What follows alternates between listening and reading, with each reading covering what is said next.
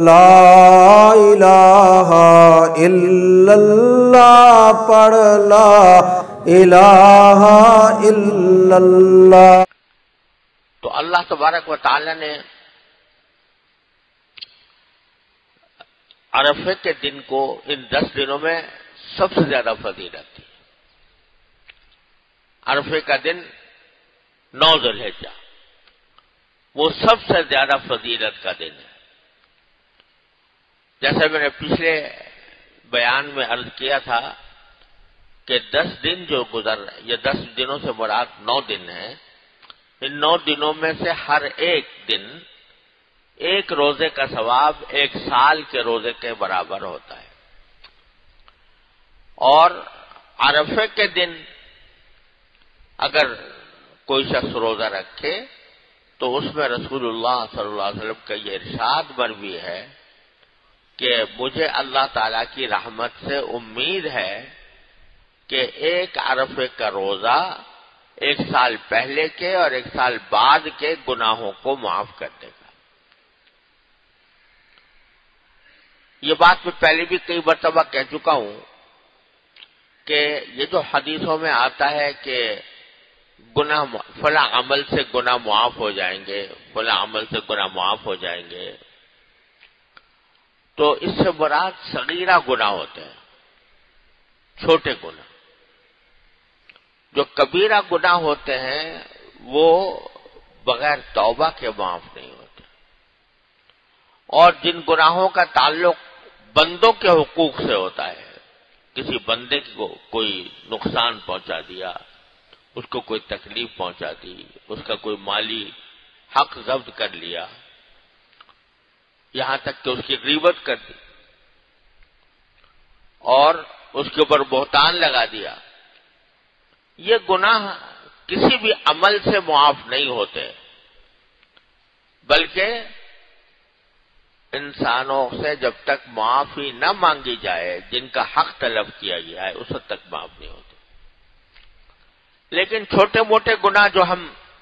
کرتے رہتے ہیں، ان کے لیے یہ کفارہ بن جاتا ہے 1 سال پہلے کے گناہوں کا اور 1 سال بعد کے گناہوں کا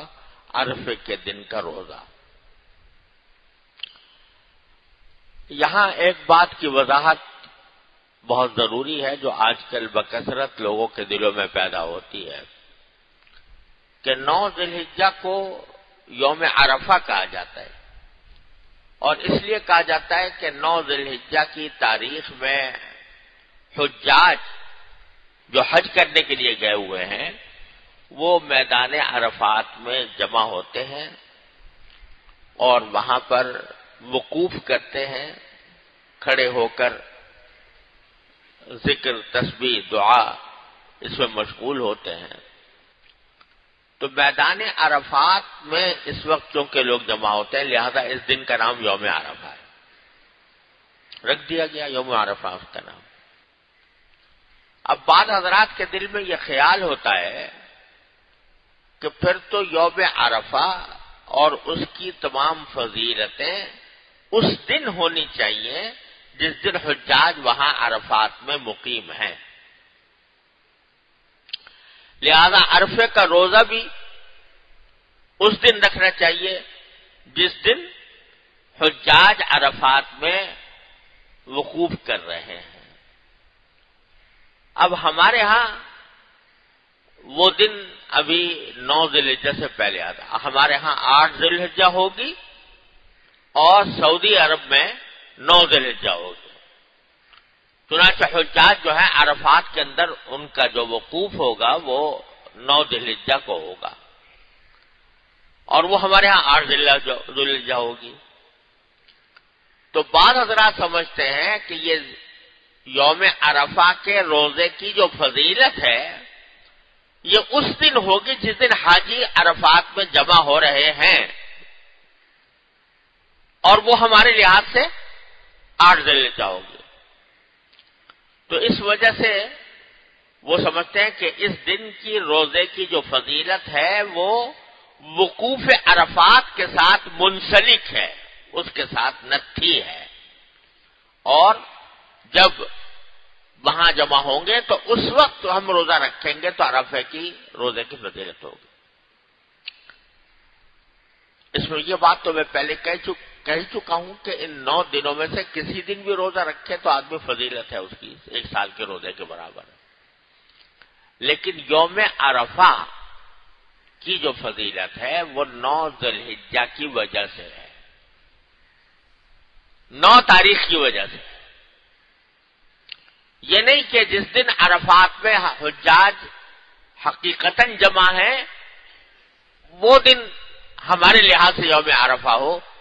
یہ بات صحیح نہیں ہے، بلکہ اصل فضیلت ہے 9 ذی الحجہ کے دن میں روزہ رکھنے کی۔ اب تاریخیں چاند کے حساب سے مختلف جگہوں پر بدلتی رہتی ہیں، جہاں چاند نظر آ گیا پہلے وہاں ذی الحجہ پہلے شروع ہو گیا۔ عام طور سے سعودی عرب میں ایسا ہی ہوتا ہے کہ چاند پہلے نظر آ جاتا ہے تو ان کا ایک دن، عید بھی ایک دن پہلے ہوتی ہے، رمضان بھی ایک دن پہلے شروع ہوتا ہے اکثر و بیشتر، الا ماشاء اللہ۔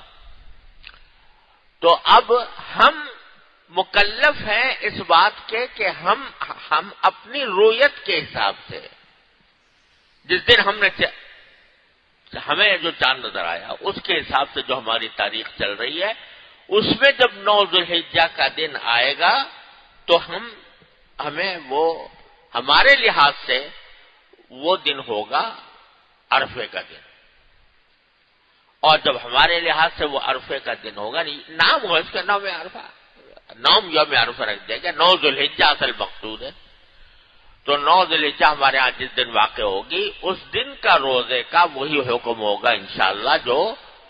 عرفات یوم عرفہ کے روزے کا حکم ہوتا ہے، اس کی جو فضیلت ہے وہ اس دن حاصل ہوگی۔ اس کو سمجھنے کے لیے یہ جو بعض لوگ کہتے ہیں نا کہ عرفے کی فضیلت، یوم عرفہ کی فضیلت یعنی اس کے روزے کی فضیلت وہ عرفات میں وقوف کی وجہ سے ہے، اور جب ہمارے ہاں وقوف عرفات اس دن نہیں ہو رہا، پہلے ہو چکا ہے تو پھر پہلے رکھنا چاہیے، بعد میں نہیں۔ یہ بات اس لیے درست نہیں ہے کہ میں نے جیسے عرض کیا فضیلت 9 ذی الحجہ کی وجہ سے ہے، عرفات کے وقوف کی وجہ سے نہیں ہے۔ کیوں؟ اس لیے کہ جو حاجی ہے اور عرفات کا میں وقوف کر رہا ہے اس کو تو رسول کریم صلی اللہ علیہ وسلم نے روزہ رکھنے سے منع کیا ہے۔ یہ فرمایا تھا کہ حجاج یوم عرفہ میں، عرفات کے دن میں روزہ نہ رکھے تو بہتر ہے، اور خود رسول کریم صلی اللہ علیہ وسلم نے یہ بات بتانے کے لیے حدیث میں آتا ہے کہ آپ اونٹنی پر سوار تھے اور لوگ سب ارد گرد لاکھوں کا مجمع تھا، تو نبی کریم صلی اللہ علیہ وسلم کو حضرت ام ہانی نے ایک گلاس میں دودھ یا پانی بھیجا،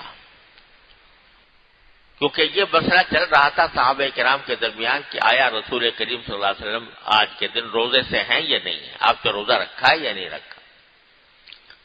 تو حضرت ام ہانی نے یا کسی اور خاتون میں، میرا حافظہ کمزور ہو گیا ہے، مجھے نام بعض اوقات ناموں میں اشتباہ ہو جاتا ہے، انہوں نے ایک گلاس میں، پیالے میں یا گلاس میں پانی یا دودھ بھیجا۔ آپ اونٹنی پر تشریف فرما تھے، تو آپ نے وہ پیالہ یا گلاس لے کر سب کے سامنے پیا، یہ بتانے کے لیے کہ میرا روزہ نہیں ہے۔ تو جو حاجی ہوتے ہیں ان کے لیے روزہ رکھنا کوئی فضیلت کی چیز نہیں ہے۔ کیوں؟ اس لیے کہ وہاں وہ ان کی اصل عبادت اس دن وقوف ہے، اور روزے کی حالت میں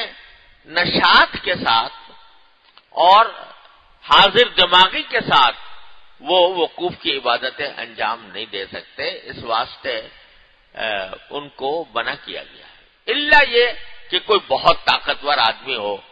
جو روزہ رکھ کر بھی وقوف کا حق ادا کر سکے تو اس کو ناجائز بھی نہیں ہے کر سکے، لیکن افضل یہ ہے کہ روزہ نہ رکھے اس دن۔ تو معلوم ہوا کہ روزے کا وقوف عرفات سے کوئی تعلق نہیں ہے، وقوف عرفات کا تعلق جو ہے وہ روزے کا تعلق 9 ذی الحجہ کی تاریخ سے ہے۔